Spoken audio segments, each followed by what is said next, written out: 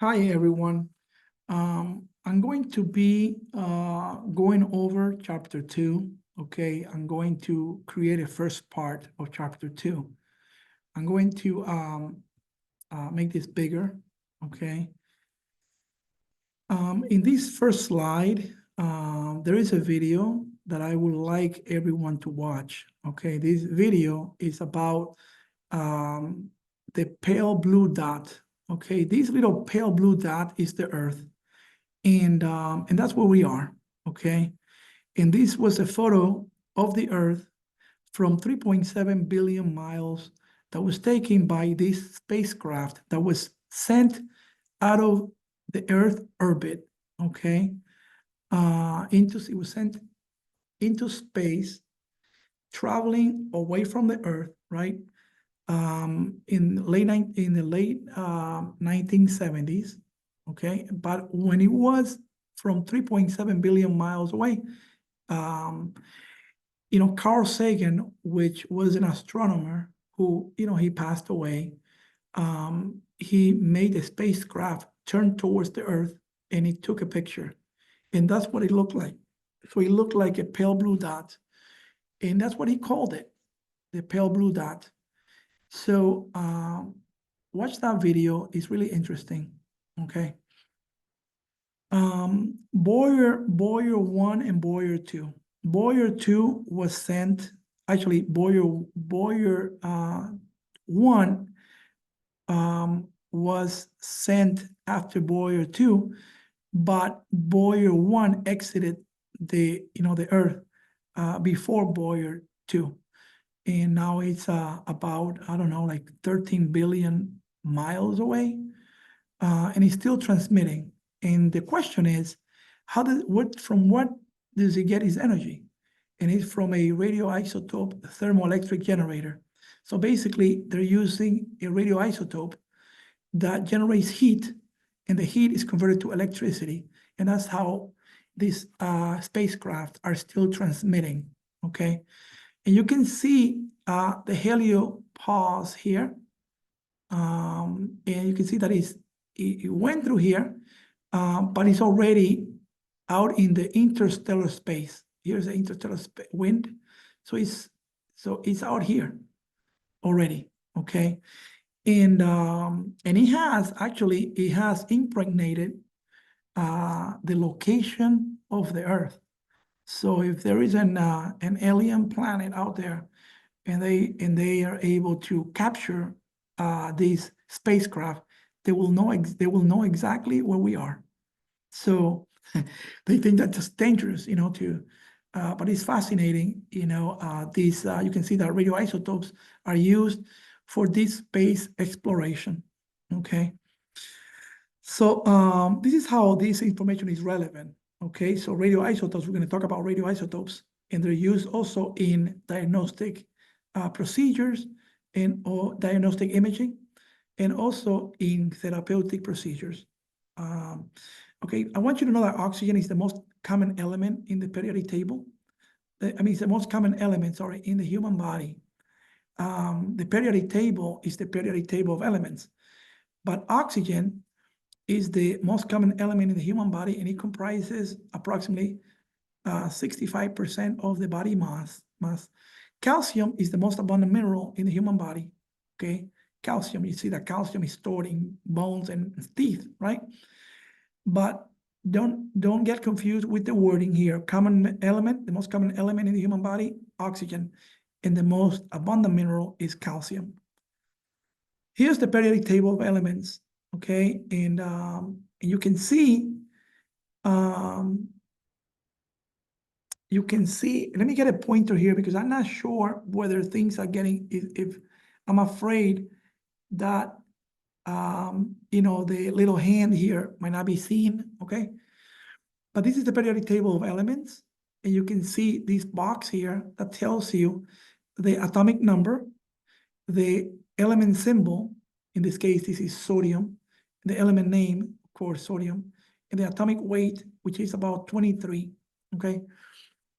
Now, here they give you a description of what they are made out of, okay? So these, for example, we have these ones here, these are the alkali metals, and we're going to be paying closer attention to sodium.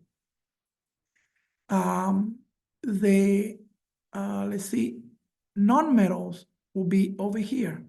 And you can see that hydrogen is a non-metal, but because it has an atomic number of 1, we put in it over here. These are the halogens, they're very reactive, okay? And over here, we have the noble gases, which are not reactive. You know, these don't tend to react. But we want to be familiar with hydrogen. We want to be familiar with sodium. We want to be familiar with carbon, nitrogen, oxygen, and chlorine, okay? We want to be familiar with those. All right. So, so let's continue.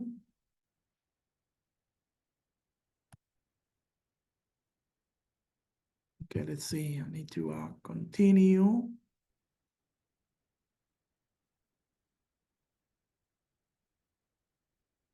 Okay, here we go.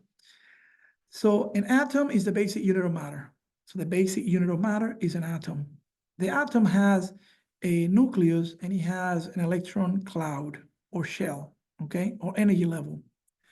These electrons represent energy. Basically, the more electrons an atom has, the more energy it has.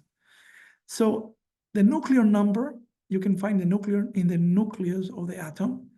Protons, and you can find neutrons, okay? Protons are positively charged, neutrons are neutral, and electrons are negatively charged, okay?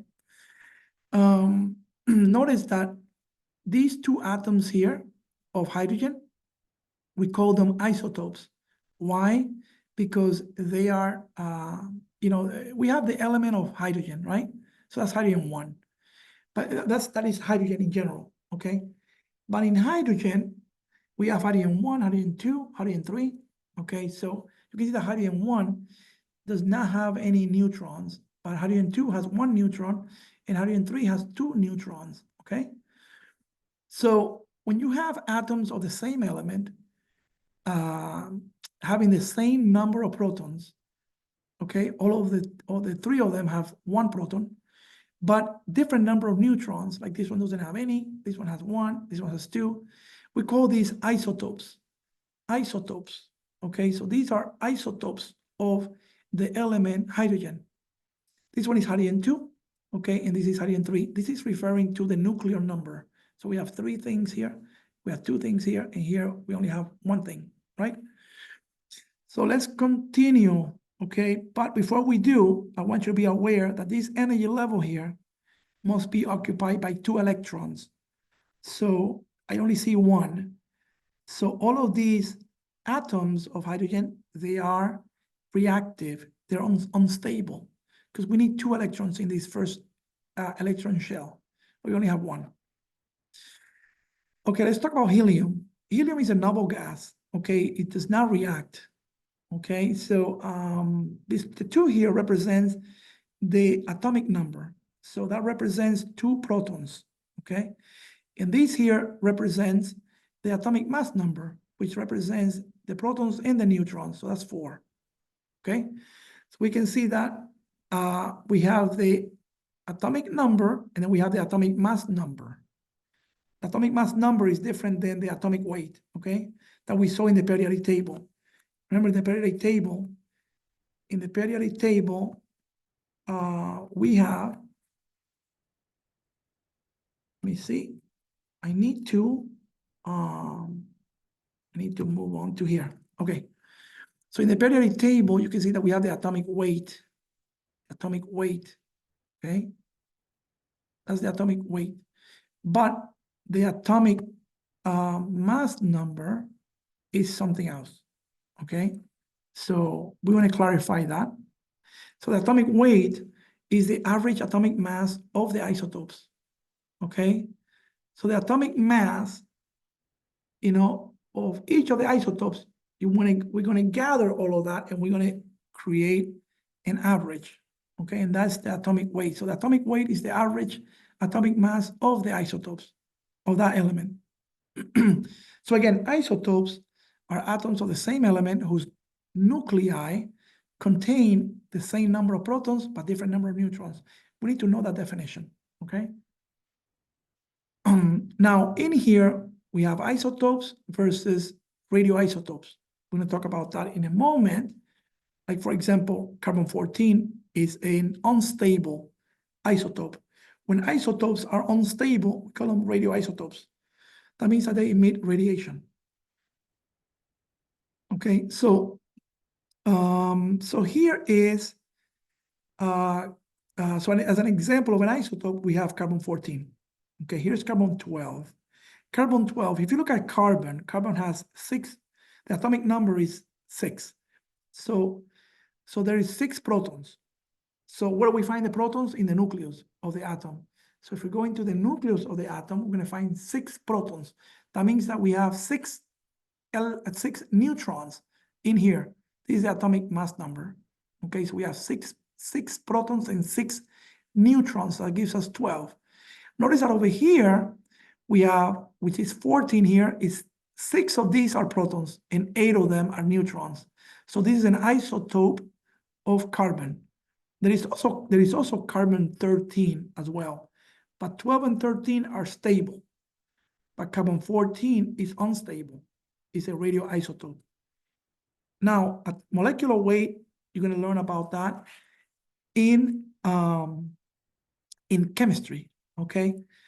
But this is no rocket scientist here, no rocket science, okay?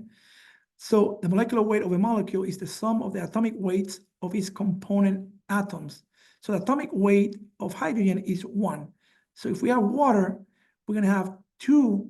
This number here is going to be 2 because we're going to have, in water, we have H2O.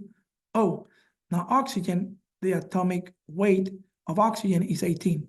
I mean, sorry, it's 16. It's 16. Then 16 and 2 is 18. So the atomic weight of a molecule is the sum of the atomic, the molecular weight of a molecule is the sum of the atomic weights of its component atoms. This is something that you're going to have to calculate in chemistry, but this is pretty easy, okay? You just go to the periodic table, and you can see in the periodic table, just so you know, here's the atomic weight of hydrogen, 1. Since in water we have 2 hydrogens, we use the number 2. And then oxygen, you have here, the atomic weight is 15.9, that's 16. So 16 is the atomic weight of oxygen. And then since we have 2 hydrogens in water, we just added 2. So that will be 18. So 18 is the atomic weight of the molecular weight of water. Okay, so that's something that you're going to learn in anatomy 2. Anatomy 2, no, not anatomy 2, in chemistry, I'm sorry. All right, so let's look at radioisotopes. And here's, before we do that, we have some facts about isotopes. I'm not going to ask you about this. This is for your information only. So all elements have isotopes. There are 2 main types of isotopes, stable isotopes and unstable isotopes. The unstable ones, they're radioactive. So we call them radioactive isotopes, okay, or radioisotopes. There are 254 known stable isotopes. All artificially or lab-made isotopes are unstable and therefore radioactive. So scientists call them radioisotopes. Some elements can only exist in an unstable form, like uranium. Hydrogen is the only element whose isotopes have unique names. Deuterium for hydrogen for hydrogen with 1 neutron, and tritium for hydrogen with 2 neutrons. You know, we talked about that. Okay, so let's continue here. Radioisotopes can be used for radioactive dating. Okay, for dating of fossils, for example. Okay, so for example, we call that archaeological dating.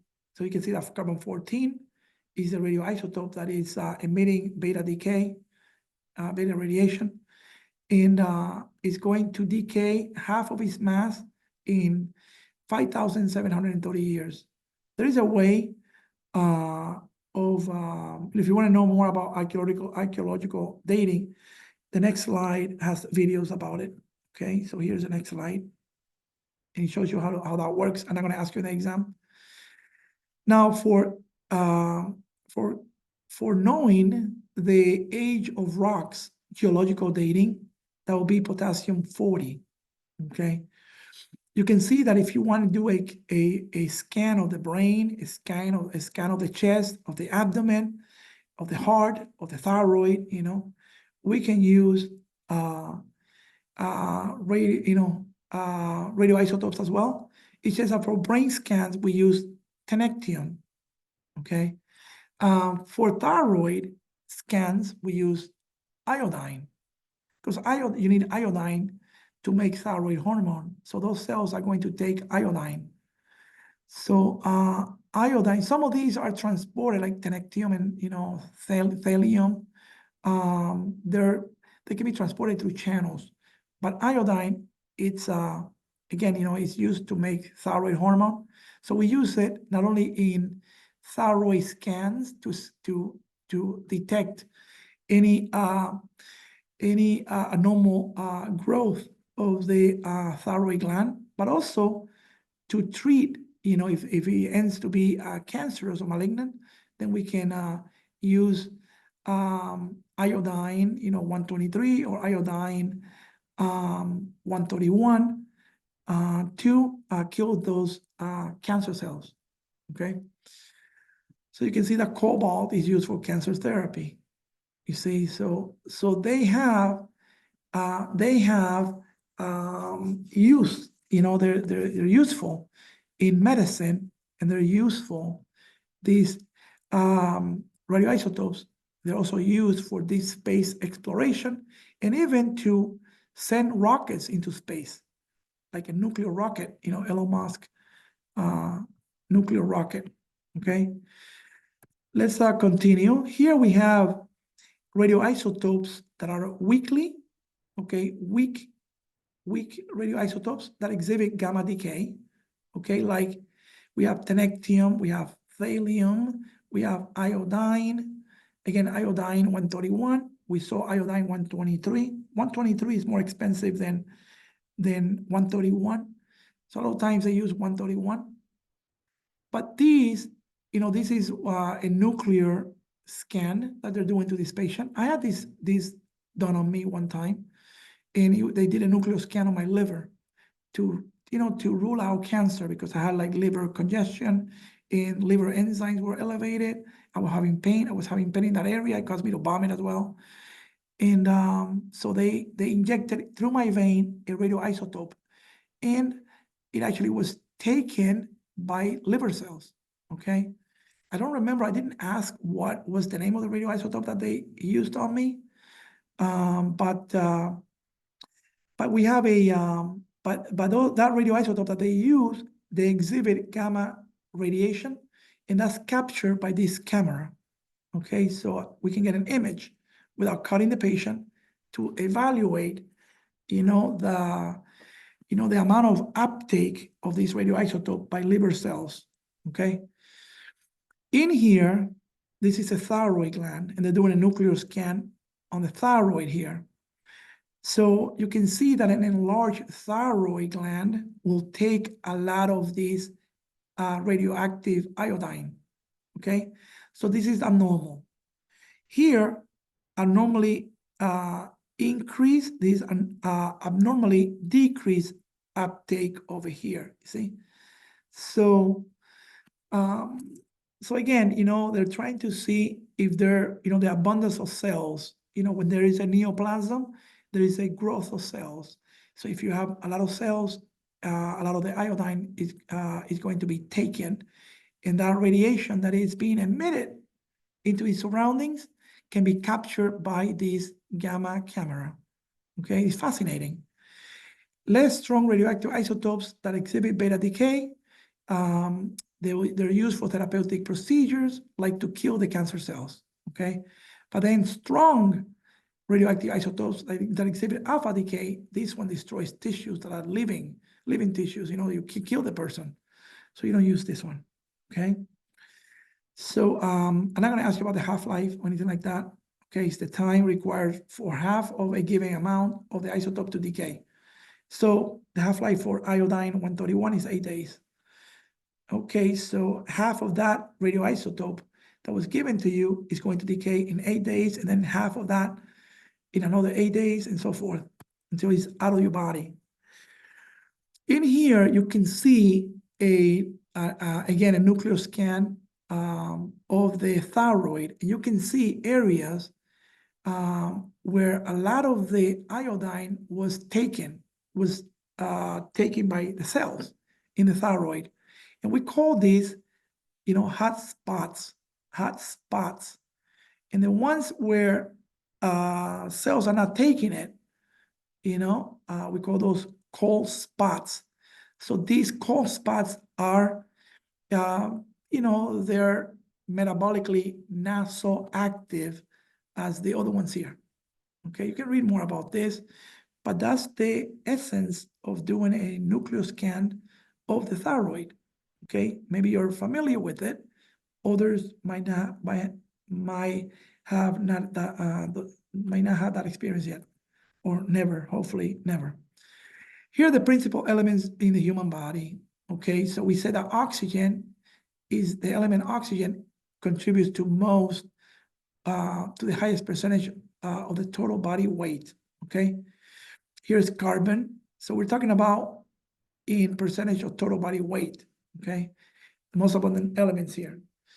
Now, you can see iodine here that is needed, to make thyroid hormone. Here is iron. Iron is needed to transport oxygen and to capture energy in the mitochondria. Okay, sulfur is found in many proteins. Sulfur bonds help to stabilize many proteins.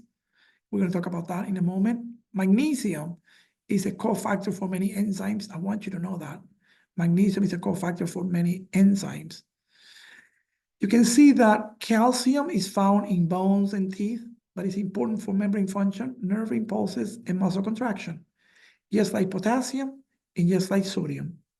Okay, they're both important for proper membrane function, nerve impulses, and muscle contraction. Calcium is also needed for blood clotting. Okay, to make high energy compounds like ATP, we need phosphorus. Okay, we always hear that phosphorus is abundant in fish, right? But it's also important for bones and teeth, and also important in DNA and RNA. Okay, phosphorus is there because it is a component of nucleotides, and nucleotides are the building blocks of nucleic acids, which include DNA and RNA. So nitrogen is found in many proteins and nucleic acids and organic compounds. You see, there is some trace elements here like zinc, selenium. Selenium is also needed to make thyroid hormone, by the way, selenium. Some of these, they can be protected to your prostate as well.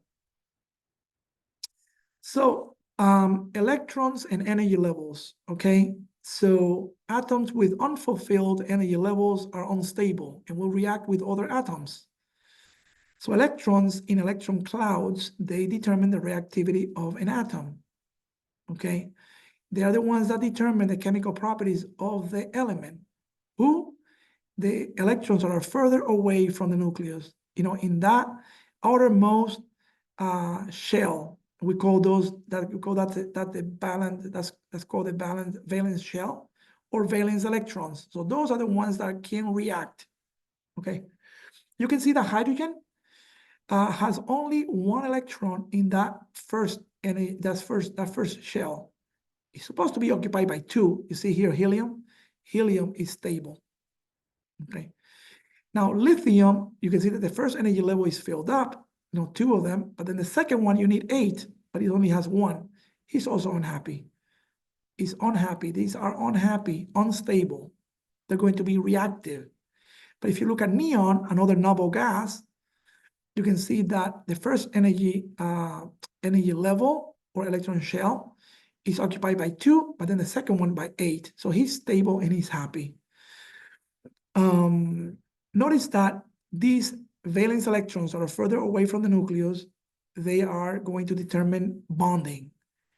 Either they're going to be helping in sharing, maybe they're shared, or they might transfer from one atom to another. So if they share, if electrons are being shared between 2 atoms, we form a covalent bond. If electrons are transferred from one atom to another, we form ionic bonds. And hydrogen bonds and van der Waals forces, okay? Those are intermolecular bonds, okay, between molecules, okay? So let's continue. Let's talk about ionic bonds. Ionic bonds result from the transfer of electrons. That word is magical. You need to know that word. So if you hear the word transfer, you are forming an ionic bond, okay? They usually form between metals like alkali metals like sodium and non-metals like this halogen, which is chlorine. Okay, now many metals like sodium, right, are easily oxidized. That is, they lose electrons. And many non-metals like chlorine are readily reduced. That is, they gain electrons. So notice that the atomic number for sodium was 11. Remember that? 11. So if we have 11 as the atomic number, that means that atom has 11 protons, which is equivalent to 11 electrons. So we're going to put 2 of them, the first 2 in the first energy level, and then the next 8 on the second energy level. And number 11 is going to be on the last energy level. But that last energy level must be occupied, just like the second energy level, by 8 electrons. It only has 1. So sodium is like, I need to get rid of this one, you know, because it's harder for me to gain 7 than to lose 1. And you see chlorine here that he needs 1 because chlorine has the atomic number of chlorine is 17. So he has 17 protons, or which is equivalent to basically he must have 17 electrons. So we put 2 in the first energy level, then 8 on the second energy level, and then the next 7 on the outermost energy level. So chlorine says, I just need 1. You know, it's harder to lose 7 and drop an energy level than to just gain 1. So let me take it from sodium. So sodium will lose an electron to chlorine and drop an energy level. That's the easiest thing that can happen here. So sodium gains stability by losing an electron. So sodium becomes oxidized. Oxidized means loss of electrons. And chlorine becomes reduced, means gaining of electrons, okay? I mentioned in class the mnemonic oil rig, remember? Oil rig, which means what?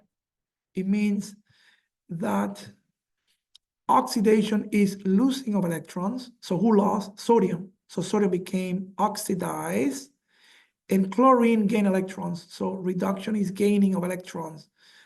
So chlorine gained electrons, okay?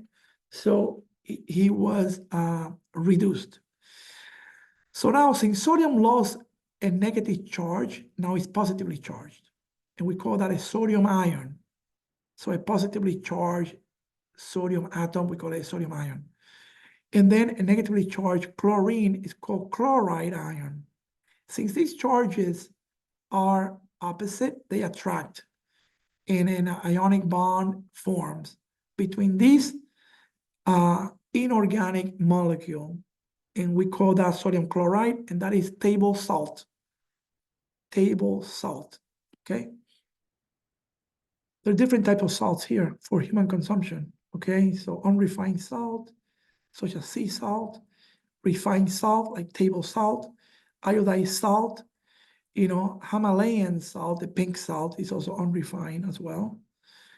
But if you want to eat natural, you know, and you want to get, you know, possible contamination in something that is not unrefined, then you eat unrefined salt.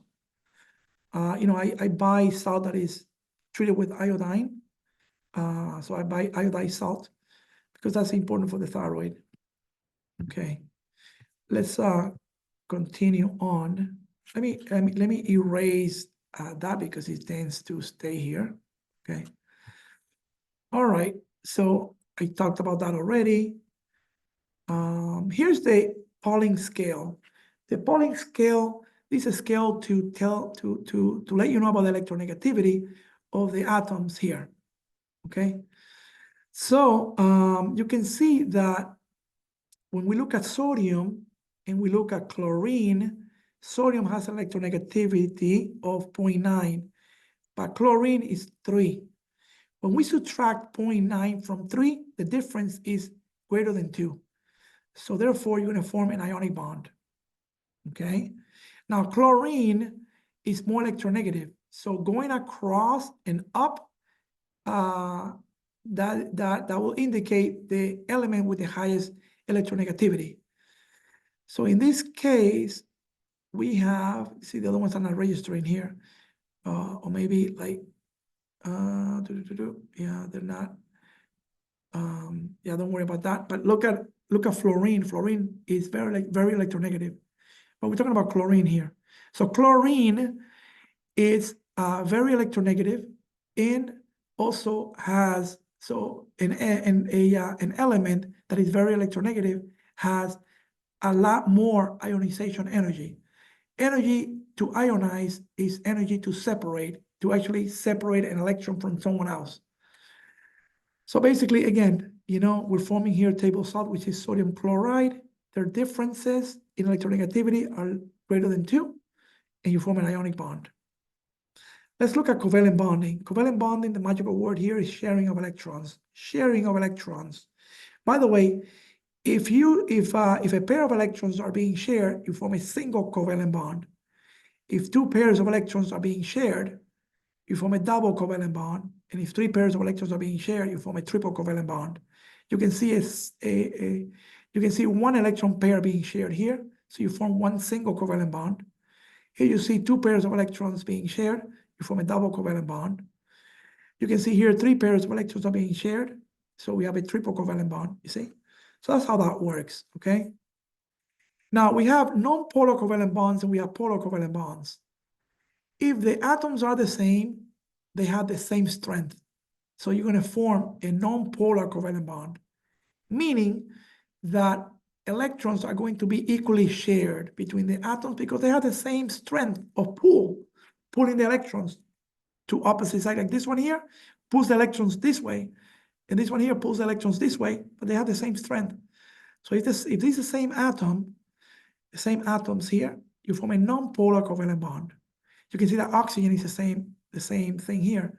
So 2 oxygen atoms are the same, right? So you form in this case, a double non-polar covalent bond. Nitrogen, the same thing here, the same atoms. So you form a triple non-polar covalent bond. Even if you look at carbon dioxide, carbon will be in the middle here, and the oxygen will be on the sides here. If you put carbon over here, it will not work. You need to put carbon over here. I'll show you why, okay? It's a smaller atom. The other 2 are bigger atoms. So if you look at the atomic number of oxygen, the atomic number is 8. So that means that oxygen has 8 protons. That means that it has 8 electrons. So when you plug them in here in the energy levels, the first 2 go in the first energy level, and the next 6 go in the second energy level. Look at the colors here. They're lighter in color. 1, 2, 3, 4, 5, 6. Okay?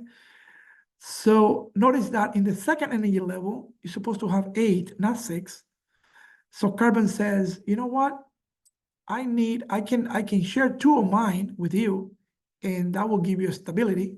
You're going to have 8. And the same thing here, I can share 2 of mine over here, and you're going to be stable because carbon has an atomic number of 6. So he has 6 protons, so he must have 6 electrons. So when you plug them in, 1, 2, 3, 4, 5, 6. So in that second energy level, you only have 1, 2, 3, 4.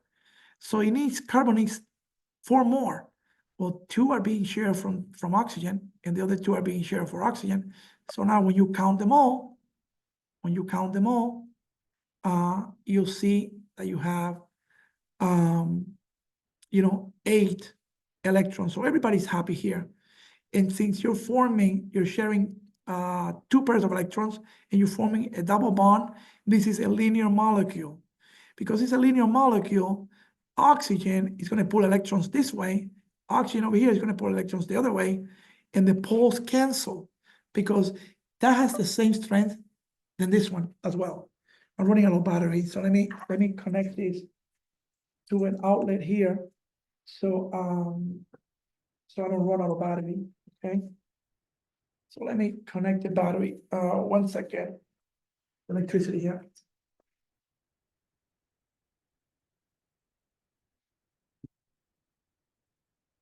Okay, we are all set. All right. Just want to make sure. Okay. If you look at nitrogen, the atomic number of nitrogen is 7. Okay, so there are 7 protons in nitrogen. That means that there is 7 electrons. Okay. So when you put 7 electrons over here, like in the energy levels, the first 2 go in the first energy level, and the next 5 go in the second energy level. But the second energy level needs to be occupied by 8 electrons, not 5. So you need 3 more. So this other nitrogen here says, well, I can share 3, and if you share if you share me 3, then we'll be all happy. So now when you count them all, you have 1, 2, 3, 4, 5, 6, 7, 8. So you have 8 over here in the second energy level and 8 in the second energy level. So they're happy. Okay, so we form 3 pairs of electrons are being shared, and we form a triple covalent bond, and this is non-polar, no polarity. So all of these are non-polar.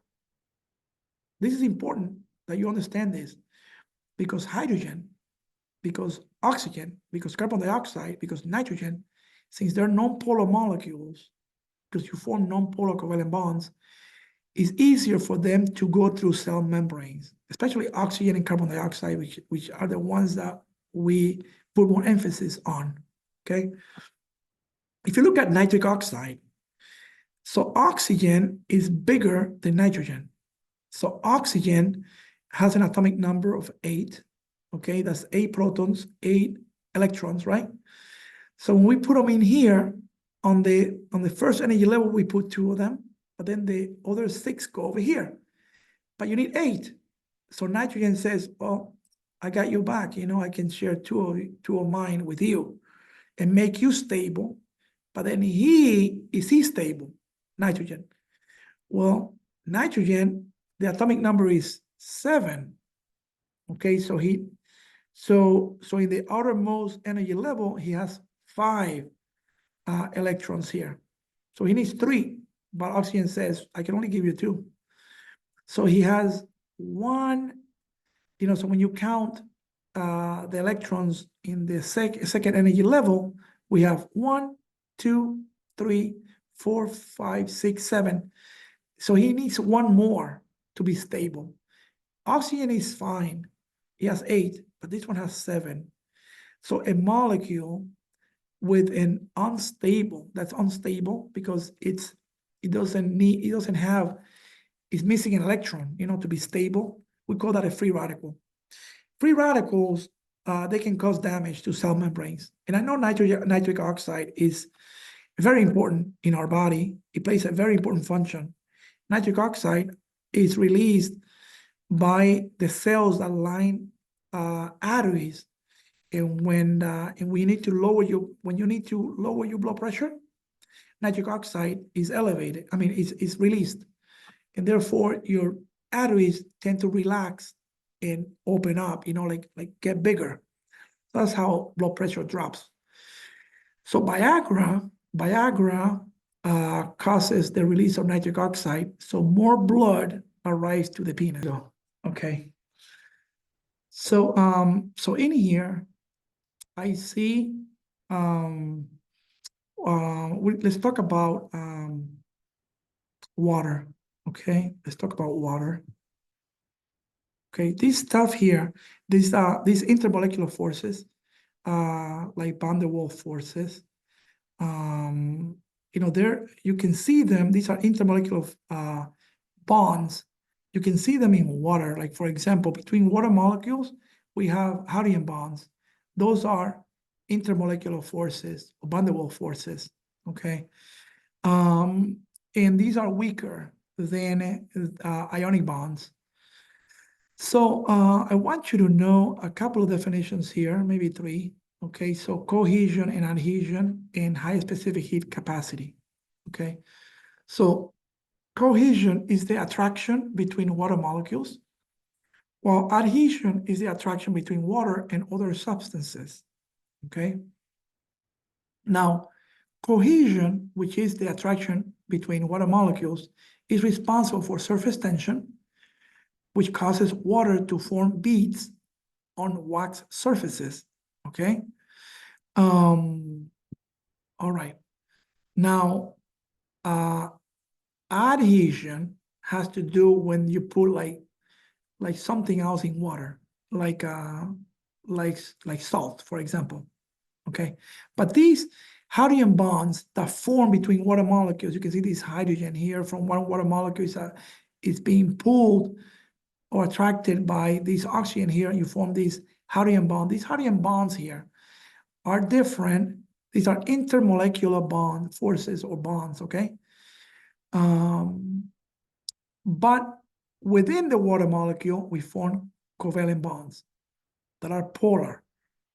By the way, water is a polar molecule, meaning that when we discuss hydrogen and oxygen in water, let's say if I, let's see, in here, see water, let me just write something here. So oxygen is composed of oxygen and hydrogen, okay?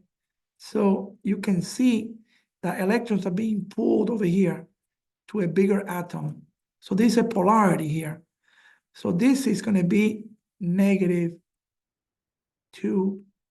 They do it like that. And this is going to be more like this. Okay, so you can see that in water, oxygen is going to pull the electrons towards it. Okay, so it becomes more negative. This end right here is more negative. And these other ends here, they're more positive. But notice that oxygen and hydrogen, right? Oxygen and hydrogen, these are two different atoms, okay? But when you look at the electronegativities of them, just like nitric oxide, when you look at the electronegativity differences between nitrogen and oxygen, you can see that their differences are not going to be a lot. Okay, so if you go to the Pauling scale, which is over here, let me just erase this part right here. Okay, so if you look at nitrogen and oxygen, they're right next to each other.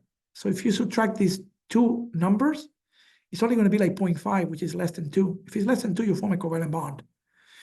If you look at hydrogen and oxygen, like in water, when you subtract 2.1 from 3.5, it's going to be less than 2. Again, you form a covalent bond. And because the atoms are different, there is a slight, the electrons are going to be slightly pulled over here because oxygen is more electronegative. So you're going to have a polarity. So this is called a polar covalent bond, just like in water. In water, oxygen is going to pull the electrons towards it and towards it. So this pole here is going to be more negative, and this other pole is going to be more positive. Okay, so water is a polar molecule, just like nitric oxide. So between water molecules, you form hydrogen bonds. Okay, which is an intermolecular force. Okay, these hydrogen bonds not only are responsible for causing surface tension, but also it allows water to resist shift or changes in temperature. And this is due to hydrogen bonding, which we call, which results in a high specific heat capacity. So water, because of hydrogen bonding, is able to, slow the rate of evaporation. So it has high specific heat capacity. Now, what happens when you put like an inorganic compound like sodium chloride in water? What's going to happen is that it's going to dissociate or ionize or to separate, okay? It's going to separate. So you're going to do this here. So if you have sodium chloride and you add water, right? If you add water to it, you put sodium chloride in water, then it's going to dissociate into its corresponding cations and anions, okay? So that means that oxygen is going to attract sodium because negative and positive, right? And then the hydrogens, which are positively charged, they're going to attract chloride. So you want to form like these hydration spheres around it. So at the end of the day, inorganic compounds, they dissociate or ionize, okay? Now, if we have glucose is an organic molecule. Organic molecules is different than inorganic molecules. Organic molecules, they're going to be surrounded by water. They're not going to break apart, okay? For example, glucose, you have 6 carbons, 12 hydrogens, and 6 oxygens. But you're not going to break it apart, okay? It's not going to break apart. So both of these, sodium chloride, table salt, and sugar, right? They're both going to dissolve in water, but sodium chloride is going to dissociate, but glucose is not going to dissociate. Okay, it's not going to dissociate. You can see this ion dipole and dipole-dipole interaction, like stuff like that. This is more like van der Waals forces. But again, I'm not going to ask you about those. I'm going to erase this here so it doesn't appear in the next slide. Okay. Let me continue. Here again, it's a salt sodium chloride crystal. Okay, so it dissociates into sodium and chloride. This is a sucrose. This is actually a sugar crystal. So sugar crystal is made of sucrose. So each sucrose is going to be surrounded by water molecules. A solution is a homogeneous mixture where one substance dissolves into another and stays mixed. For example, salt and water. So it will form like a solution, okay? A suspension is a heterogeneous mixture that does not dissolve and the different parts will separate. A suspension contains large particles like hot chocolate, for example. Okay, a colloid, in a colloid, the substances will not separate, but will stay mixed together. A colloid contains particles that are larger than those in a solution and smaller than those in a suspension. So blood, milk, that is more of a colloid. A colloid is heterogeneous, okay? Just wanted to check something here. Give me one moment. I just want to check something here. How about lemonade? Lemonade, is that a suspension or a solution?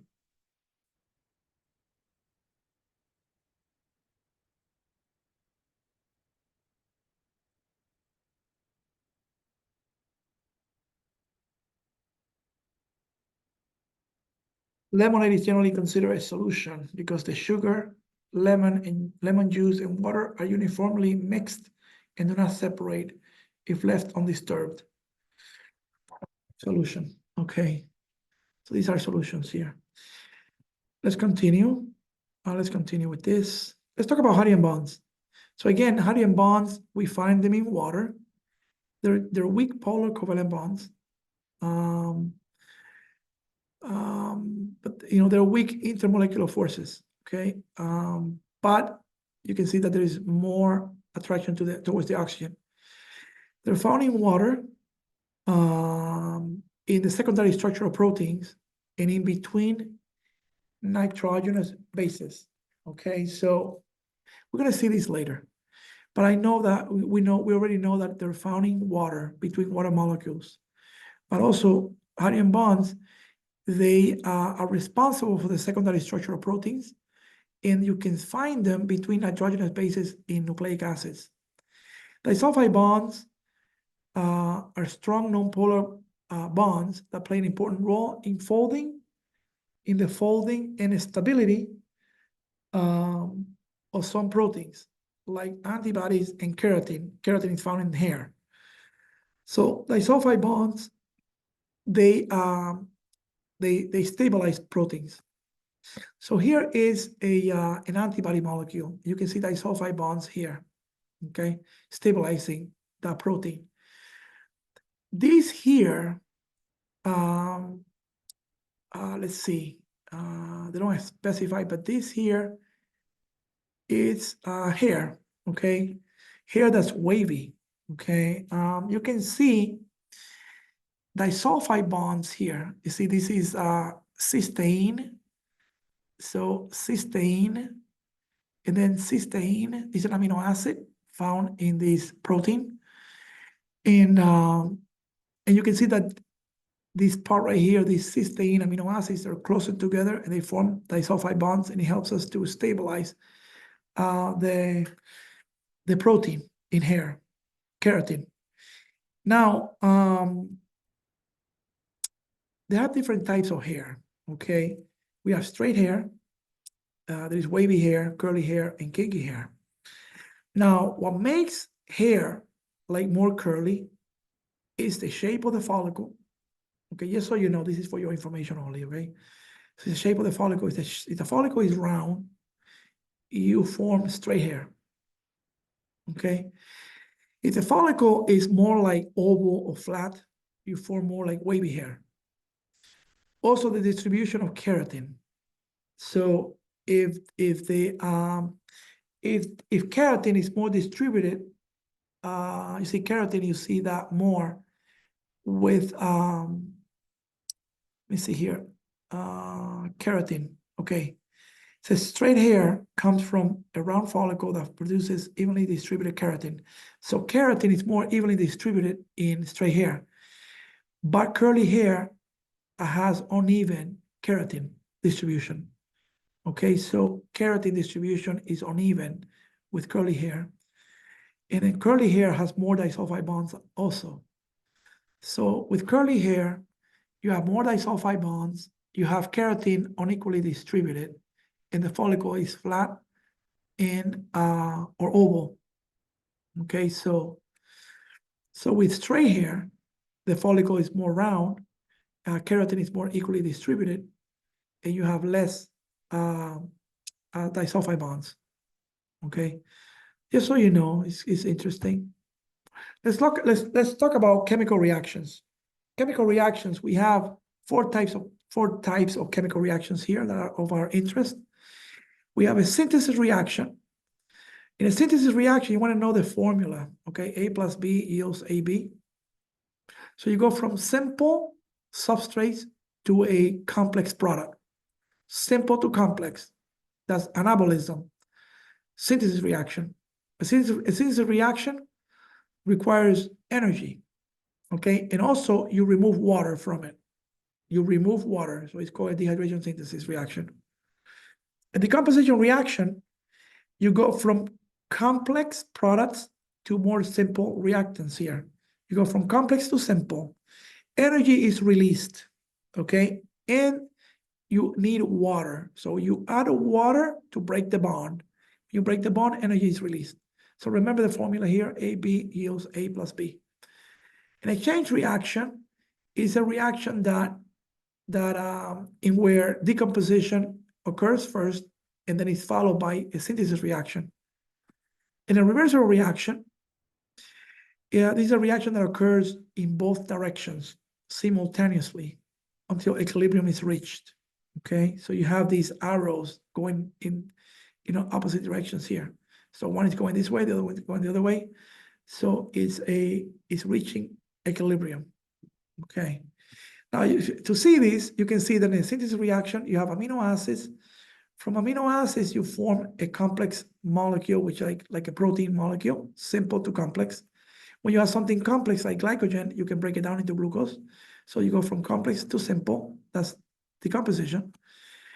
And then exchange, you break a bond, and then you form a bond here. So for example, when glucose is taken into the cells, we invest ATP to trap the glucose in the cell. So we break a bond from ATP and we add it to the 6 carbon on that glucose molecules, and you form glucose 6-phosphate. So again, you break a bond and then you form a bond. That's an exchange reaction. All right, so let's talk about enzymes. Okay, so chemical reactions in cells cannot start without the help of enzymes. Enzymes are protein catalysts. So they participate in a reaction. They're not consumed or destroyed.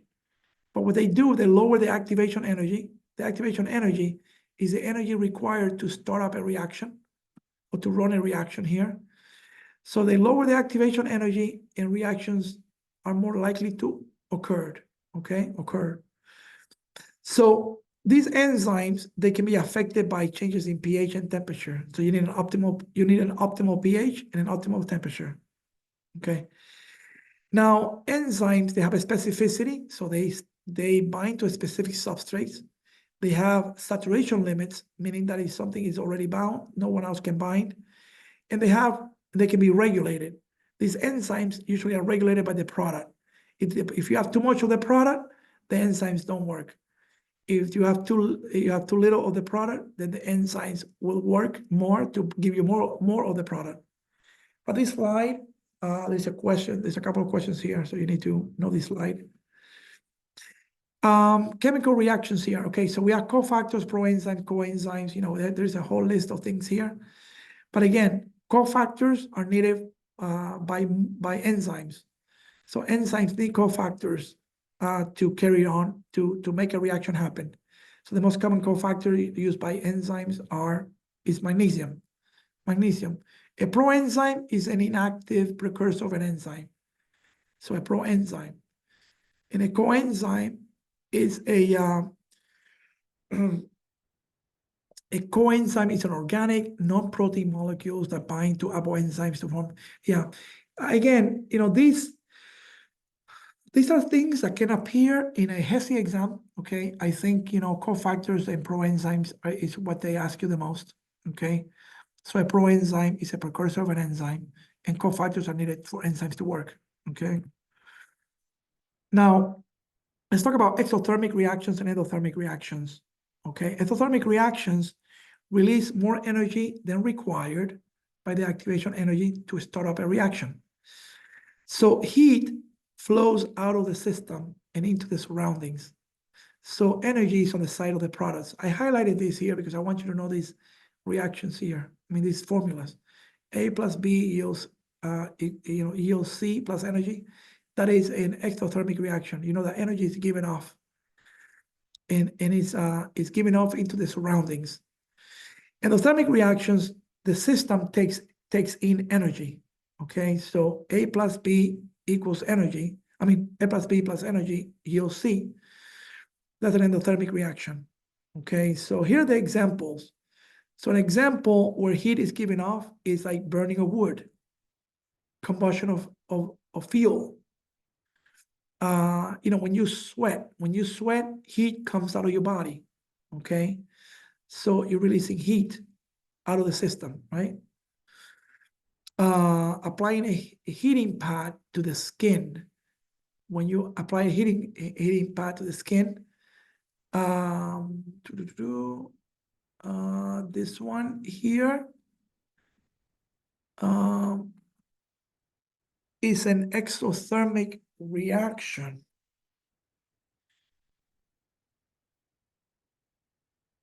I think in here I do have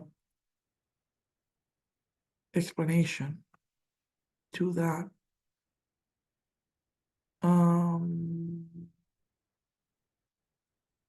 Actually, I might not have it there, but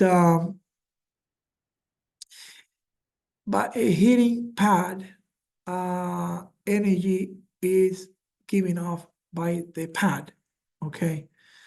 So it's exothermic. Heat is given off by the pad, so it's exothermic. Adding water to acid will generate a lot of heat, okay? So this is very dangerous. This is the number one rule in chemistry.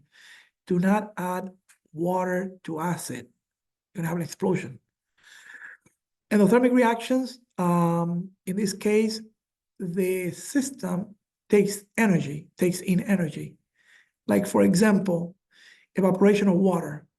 So when you turn on the stove, the system takes in energy, and then it causes the water to evaporate. Melting of ice.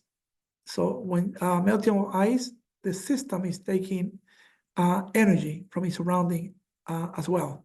Okay, so applying ice packs, see melting of ice, burning of wood here. These are the best examples, okay, of those.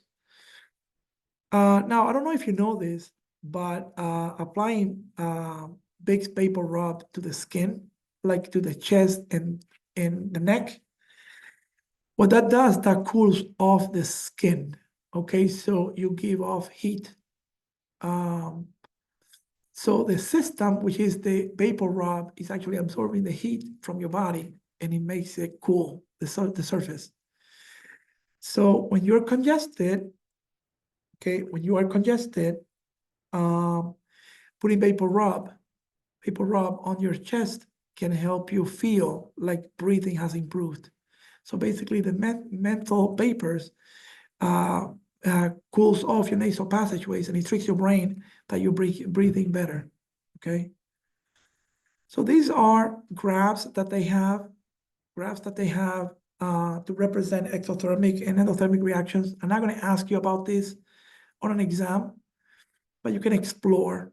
And you can see that in an exothermic reaction, the energy of the reactants are higher than the energy of the products, and energy is released. So delta H, the change in energy, is going to be negative. With endothermic reactions, the energy of the reactants are going to be lower than the energy of the products here. So therefore, you're taking in energy.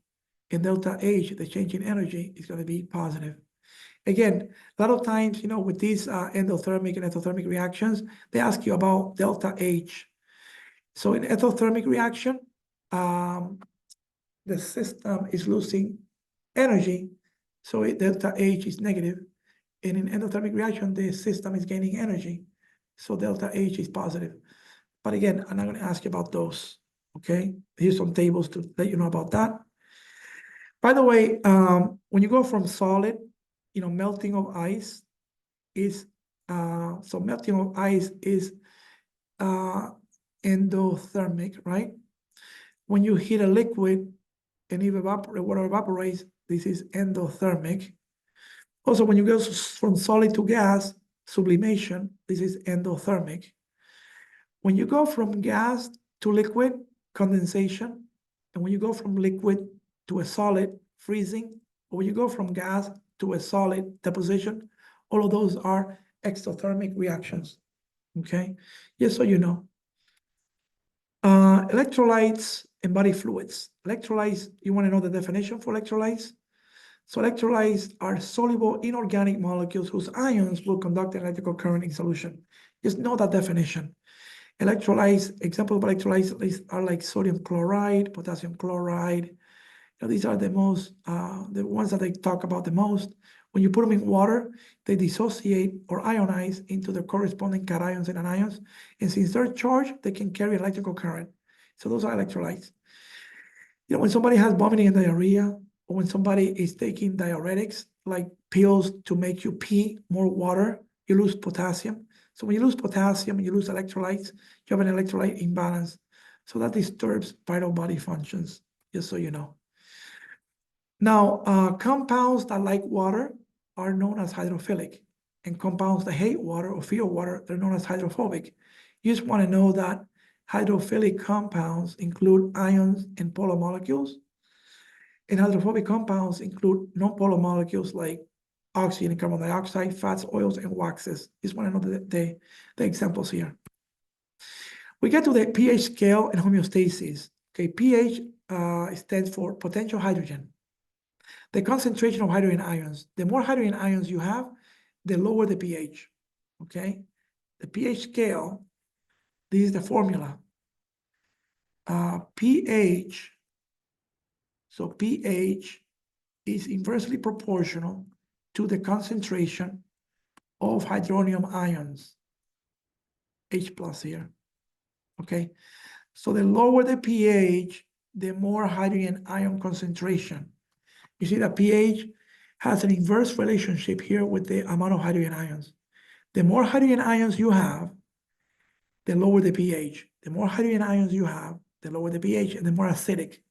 Okay, you need to know that. The higher the pH, the lower the hydrogen ions and the more basic it is. The higher the pH, the lower the amount of hydrogen ions and the more basic it is, basic or alkaline. A neutral pH is 7. There is a balance of hydrogen ions and hydroxide ions. By the way, the more hydroxide ions you have, the more basic it is.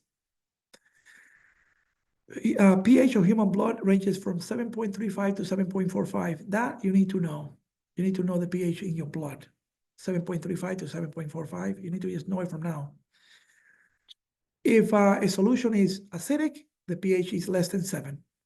That means that it has a higher concentration of hydrogen ions. If a pH of is basic, it has a lower is greater than 7, and it has a lower concentration of hydrogen ions. Just need to know that. Okay, let me erase this here. So let's look at the pH scale for a moment here. So here's the pH scale. You can see that neutral is 7, but less than 7 is acidic, and greater than 7 is basic. You can see that the higher the concentration of hydrogen ions, the lower the pH. So 1 is very acidic compared to 6. So the lower the pH, the more acidic it is. You can see, what you can see here, coffee, soda, coffee, Coca-Cola, like that's acidic. Basic, ocean water is basic. Okay, blood is basic. Okay, so just remember, there's videos here that you can watch about these logarithms and stuff like that. But again, I'm not going to ask you about the logarithms. I just want to know that neutral is 7, and then less than 7 is acidic, higher than 7 is basic. If it's more acidic, it has increasing concentration of hydrogen ions. If it's more basic, it has increasing concentration of hydroxide ions. That's all you need to know from that. An acid adds hydrogen ions to a solution. So an acid is a proton donor. H plus is a proton. Hydrogen plus, right? Hydrogen ions or protons make a solution more acidic. So if you have an acid, you can lower the pH in a solution. Strong acids dissociate completely in solution. You just need to know that. You can see that here. Strong acids in water will dissociate. A base removes hydrogen ions from a solution. It's a proton acceptor. So it accepts protons or accepts hydrogen ions. Strong bases also dissociate completely in solution, as you see here. Okay. Now, weak acids and weak bases, they fail to dissociate completely. Why? Here's a formula for them. Okay, so here is a weak acid in water gives you a conjugate base. So you give you hydronium ions and the conjugate base. Okay, so you see the arrows going in both directions here. So weak acids and weak bases. You see here for weak acids and weak bases, the dissociation reaction is reversible. So like you see here, the forward reaction going this way, dissociation, and the reverse reaction going this way is recombination. happen at the same time, okay? So you have a lot of these that it doesn't dissociate, okay? So that's why it says it fails to dissociate completely. So you want to know that weak acids and weak bases, they fail to dissociate completely and they help to balance pH. You want to know that. Salt dissociate into cations and anions other than hydroxide ions and hydronium ions and hydrogen ions, right? So they're neutral compounds. So when you put a salt in water, it dissociates into sodium and chloride, and these are not hydrogen ions and hydroxide ions. So they're neutral compounds. We need to know that, like salts, they're neutral compounds. Okay, so we're going to look at antacids in a moment. Buffers, you want to know the definition. Buffers are compounds that stabilize the pH of a solution by removing or replacing hydrogen ions. So they help to maintain pH within normal limits, which is critical for enzymes to work. There's 3 buffer systems, okay, that help to maintain pH. We have the carbonic acid bicarbonate buffer system, which is the main buffer in our blood. So that one, you just need to know that. You know that the main buffer system in our blood is bicarbonate, the carbonic acid bicarbonate buffer system. There is 2 intracellular buffer systems here. We have the hydrogen phosphate ion, hydrogen phosphate buffer system. And we have hemoglobin and even albumin. These are intracellular buffer systems. Although albumin is a protein in blood that can also function as a buffer. Okay, but again, I just want you to know what a buffer is. It helps to maintain pH in normal limits, which is critical for enzymes to work properly. Here's the last slide for tonight, okay? So we have antacids. Antacids are basic compounds that neutralizes an acid and forms a salt. We already know what a salt is, a neutral compound. They're used to relieve heartburn, the major symptom of gastroesophageal reflux disease, or GERD. And these are a list of them: Alka-Seltzer, Milk Magnesia, Pepto-Bismol, Rolaids, Tums, Mylanta. All of those are antacids. Now, the chronic use of antacids can lead to adverse side effects, okay? They reduce the acidity in the stomach. When you reduce the acidity of the stomach, it interferes with the digestion, and the absorption of certain nutrients and vitamins and iron even. Also, they increase the vulnerability. They make you more at risk of getting infection because stomach pH helps to kill bacteria, specific bacteria. We have bacteria that lives in our stomach. It also reduces the bioavailability of some drugs, so it affects how drugs are absorbed by your intestines. Now, if you look in here, it says Alka-Seltzer. You're probably familiar with this one. Alka-Seltzer contains 3 active ingredients. Aspirin. If you're allergic to aspirin, don't take it. Sodium bicarbonate and anhydrous citric acid. The aspirin is a pain reliever and anti-inflammatory. The sodium bicarbonate is an antacid. Sodium bicarbonate in Alka-Seltzer. And the citric acid reacts with the sodium bicarbonate in water to form effervescence, okay? The effervescence helps aspirin to be quickly absorbed into the bloodstream. So it's fast acting, okay? Just so you know.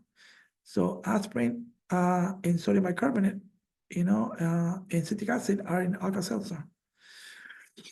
Okay, if heartburn is persistent, sometimes they give you like famotidine, which is, this is called Pepcid, or they give you a proton pump inhibitor like omeprazole or Nexium, okay? So you're gonna learn more about this later, okay? But antacids, they neutralize acids and form salts.